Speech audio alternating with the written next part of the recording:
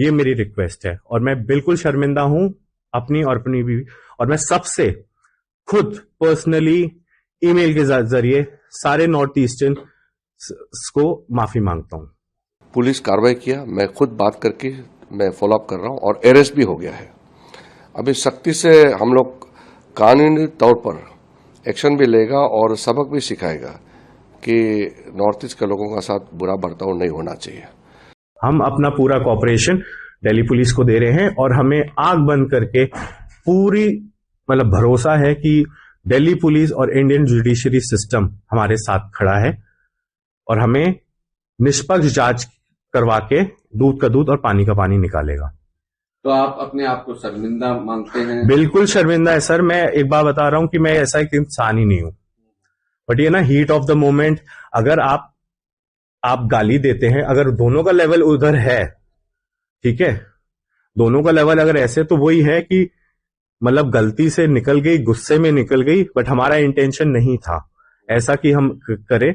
But फिर भी मैं शर्मिंदा हूं अपनी और अपनी वाइफ के ने जो बोला, हमने तो हमसे सुना भी नहीं जा रहा दोबारा। ये जिस तरीके से सोशल मीडिया में वायरल हो रहे हैं, हाँ, क्या कहेंगे? मैं सोशल मीडिया वालों को एक चीज बोल रहा हूँ, यूजर्स को बोल रहा हूँ कि एटलीस्ट दोनों साइड ऑफ द स्टोरी सुनिए। कि आप क्या नाम है कि आप बस एक, क्योंकि जो भी वीडियोस लगाई हैं वो हमारा रिएक्शन है, हमारा एक्शन है, हमारे सिर पे सींग नहीं लगे हैं कि हम लोगों को ऐसे, हमारा ये प्रोफेशन नहीं है कि हम मारेंगे। हमारी प्रॉपर्टी पे लगा, मेरे बंदे को ईंट लगते लगते बची, मैन टू मैन कॉन्वर्जेशन थी, लेडीज आई, लड़ाई होगी और बढ़ गई। तो बस ये कह रहा हूं कि पूरी स्टोरी आप देखिए, आप सुनिए, और उससे पहले मीडिया ट्रायल मत कीजिए मेरे ऊपर। मीडिया ट्रायल से ऊपर है इस देश का न्यायपालिका, तो उससे बड़ा कुछ नहीं है। और मुझे न्यायपालिका पे अपना पूरा भरोसा है, दिल्ली पुलिस पे पूरा भरोसा है कि वो सच को सामने लाएगी। आज नहीं तो 6 महीने बाद, 6 महीने बाद नहीं तो 2 महीने, 2 साल बाद, 5 साल बाद सच सामने आ जाएगा। जो हमने गलती करी है हम हंसते हुए वो एक्सेप्ट करेंगे, जो सजा हमें कोर्ट देगी हम एक्सेप्ट करेंगे।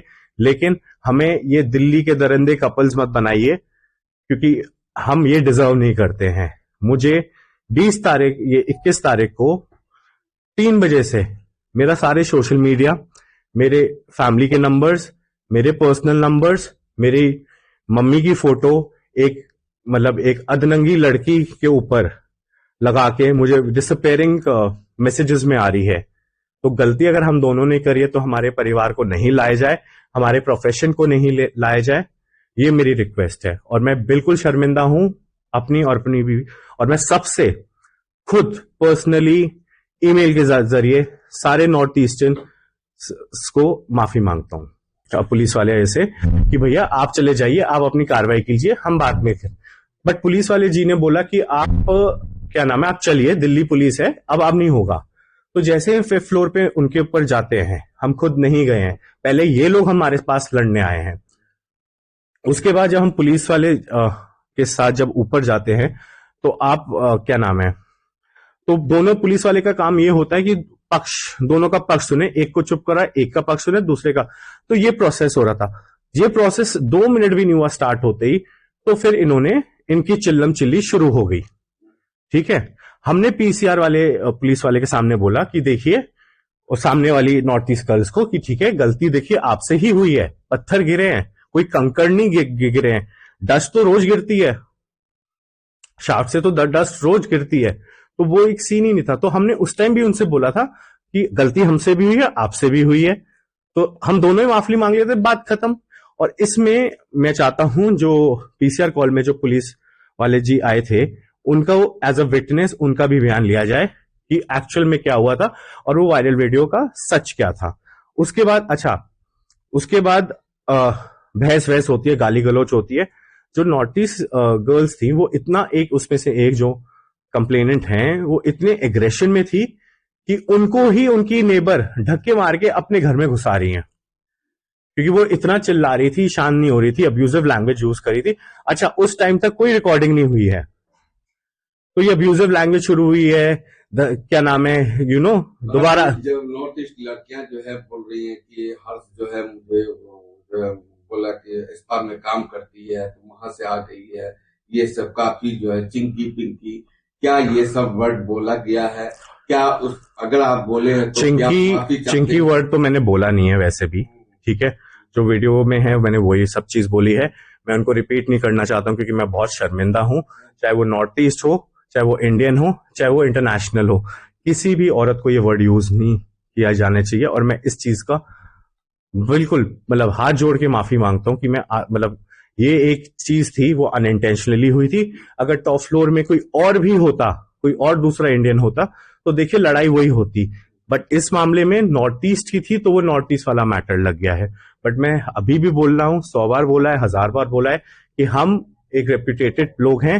हम गाली गलौज, हम मार पिटाई, हमारा रिकॉर्ड देख लीजिए, हमने कभी ऐसी चीजें करी नहीं है। हाँ, नहीं ऐसा है। अभी दिल्ली में 3 अरुणाचल लड़की के साथ मालवीय नगर में जो घटना हुई है, तीनों अरुणाचल लड़की के साथ में हमारे ऑफिस से, मेरा खुद ऑफिस का स्टाफ टच में है और पहले दिन से हम दिल्ली पुलिस के टच में है। अभी नॉर्थ ईस्ट का कोई भी आदमी, लड़का लड़की, स्टूडेंट्स, किसी का साथ दिल्ली में कुछ भी घटना होता है तो तुरंत एक्शन लेता है।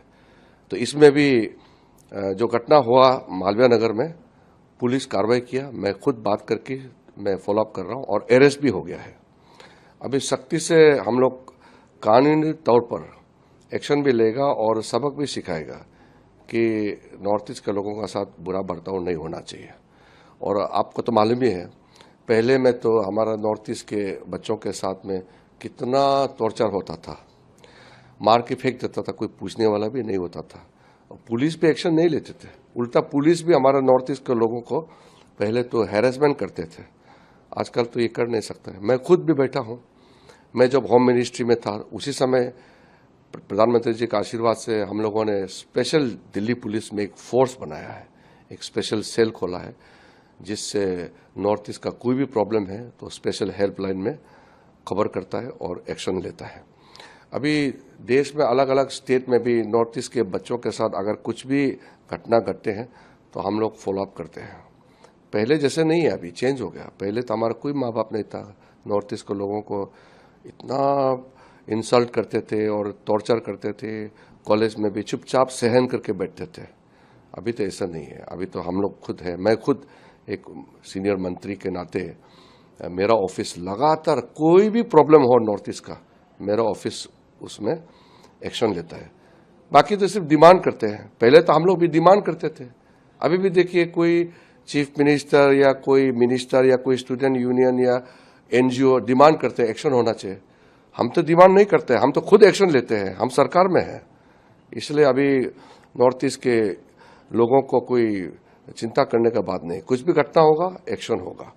हम लोग नॉर्थ ईस्ट के लोग अच्छे लोग हैं, इसलिए देश से कोई भी नॉर्थ ईस्ट में आता है हम लोग भी टॉर्चर नहीं करता है।